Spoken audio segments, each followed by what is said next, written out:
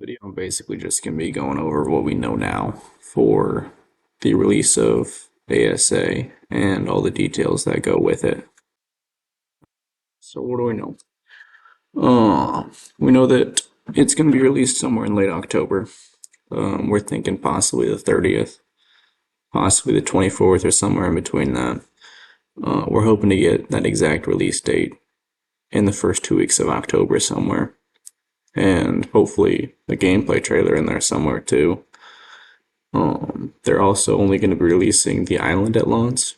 We were promised Scorched Earth, but I think they're just going to be settling for the island just to get the content out there in time, which is unfortunate, but they said they're going to be releasing Scorched Earth possibly in December, and then Ragnarok and Aberration to follow, kind of like the same path they did for the original one. They've also mentioned that these DLCs are going to be for free. And then they're going to be releasing a canonical DLC later on that's completely separate from what we've seen before.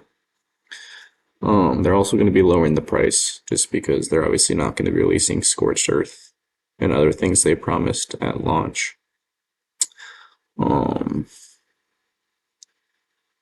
then they've also given us comparisons of what it looks like with like different structures and different like natural environment things, which I thought was pretty cool. And there's definitely an improvement there with the amount of detail and other things. And then they've been doing creature submission votes for different maps that they're going to be releasing.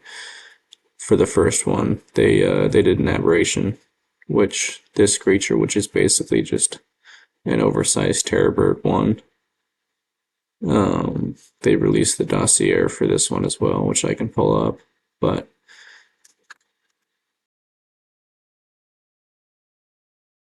I believe for Scorched Earth, it's going to be the Facilissuchus, which I thought was pretty cool because it's just basically a terrestrial Capro that can bury and swim, which had abilities kind of like the Baryonyx. And then the Gigantoraptor won the creature vote, which I thought was pretty interesting, and is definitely one of my favorite creatures that they're going to be releasing for this map. I haven't looked through any of the dossiers for any of these creatures, but I'll pull them up on screen if you want to pause it and look through them.